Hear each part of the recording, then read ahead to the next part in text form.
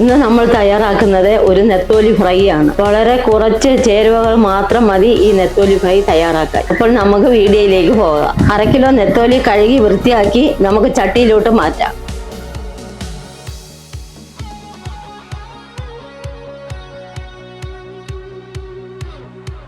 പിരിയം മുളക് പൊടി ചേർത്ത് കൊടുക്കുക. നമ്മൾ ഇത് പൊരിക്കുമ്പം നല്ല നിറവും കിട്ടും, അധികം എരിവും ഉണ്ടാകത്തില്ല. മഞ്ഞപ്പൊടി, മല്ലിപ്പൊടി, കുരുമുളക് പൊടി, ഒരു ശകലം ഉലുവാപ്പൊടി, കറിവേപ്പിലയും കൂടി ഇട്ട് കൊടുക്കുക. ഇതിന് ആവശ്യമായ ഉപ്പ് ചേർത്ത് കൊടുക്കുക. എന്നിട്ട് കുറച്ച് വെളിച്ചെണ്ണയും കൂടെ ചേർത്ത് നമുക്ക് നല്ലതുപോലെ ഇതൊന്ന് പുരട്ടിയെടുക്കാം.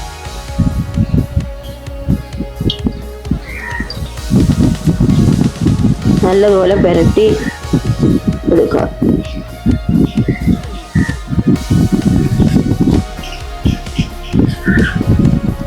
വെളിച്ചെണ്ണ ചേർത്ത് പുരട്ടുന്നത് മീനിൽ നല്ലതുപോലെ കൂട്ട് പിടിച്ച് വരാനാണ് പുരട്ടുന്നത്. ഇനി നമുക്കിതൊന്ന് അരമണിക്കൂർ മാറ്റി വയ്ക്കാം.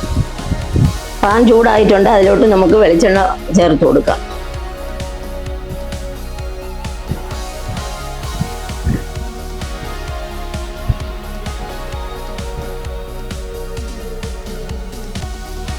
എണ്ണ തിളച്ച് വന്നിട്ടുണ്ട്, അതിലോട്ട് നമുക്ക് മീൻ ഇട്ട് കൊടുക്കാം.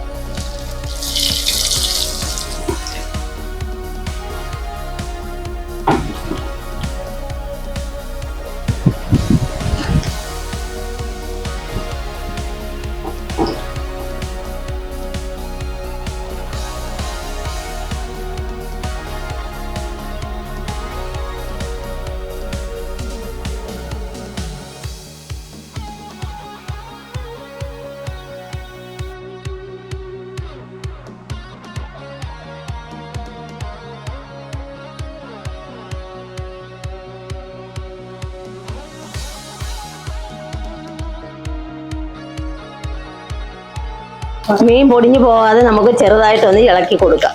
മീനൊന്ന് പകുതി വേവായി വന്നിട്ടുണ്ട്. ഇതിലേക്ക് നമുക്ക് കുറച്ച് കറിവേപ്പില ചേർത്ത് കൊടുക്കാം.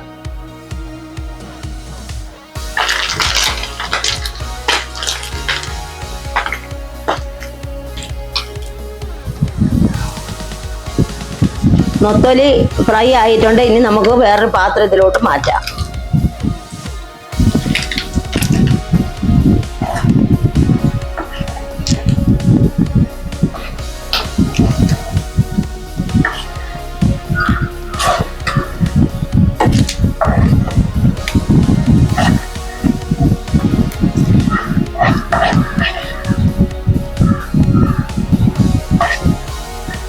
കുറച്ച് വെളിച്ചെണ്ണയും കൂടെ ചേർത്ത് നമുക്ക് ബാക്കിയും കൂടെ വറുത്തെടുക്കാം.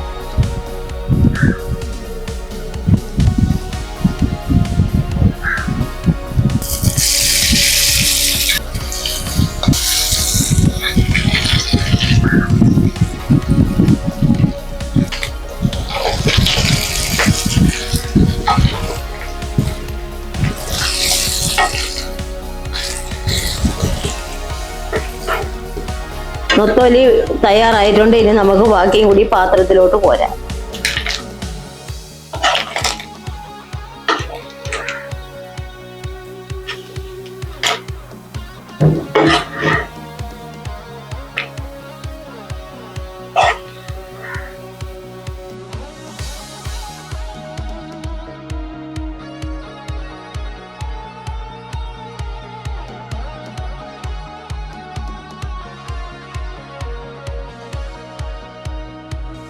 ഇന്നത്തെ നെത്തോലി ഫ്രൈ എല്ലാവർക്കും ഇഷ്ടമായെന്ന് വിശ്വസിക്കുന്നു. എല്ലാവരും വീട്ടിൽ തയ്യാറാക്കി നോക്കുക. ഇഷ്ടപ്പെട്ടാൽ അഭിപ്രായം എന്നെ അറിയിക്കുമല്ലോ. അപ്പോൾ അടുത്തൊരു വീഡിയോയുമായി നമുക്ക് നാളെ കാണാം.